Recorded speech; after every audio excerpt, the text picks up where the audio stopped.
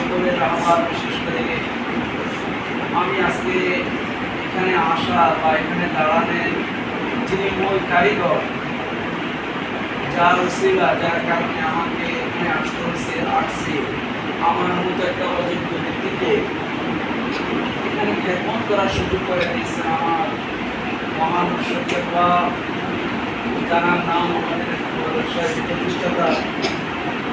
তিনি এই প্রতিষ্ঠাতা আমাদের ছাত্রিক বা পরিস্থিতি, এই প্রতিষ্ঠানে একসময় একটা শীর্ণ অবস্থায় ছিল, যা থেকে ওনার সম্পূর্ণ ওনার নেক নজরের কারণে এখানে আমি পাকবাঞ্জনের বরকত আর ওনার নেক নজরের কারণে আজকে শুধু এখানে না, উনি এমন এক মানুষ ছিলেন, উনি যেখানে ওনার কলুসিয়ত এমন ছিল, উনি যে কাজ হাতে নিতেন করতেন, আল্লাহর ইজ্জত হয়তো একদিন আগে পরে হইল উনি এটা জীবিত অবস্থায় সফলতা লাভ করছেন, ওটার মধ্যে মকসুদে তিনি পৌঁছতে পারছেন। তো তিনি এমন এক মহান ব্যক্তি ছিলেন, যিনি আমি ছাত্রদেরকে বলছি আরো যে ওনার অনেক কথা, অনেক স্মৃতি আমার কাছে আছে। আমার থেকে আমার বড় ভাই এখানে,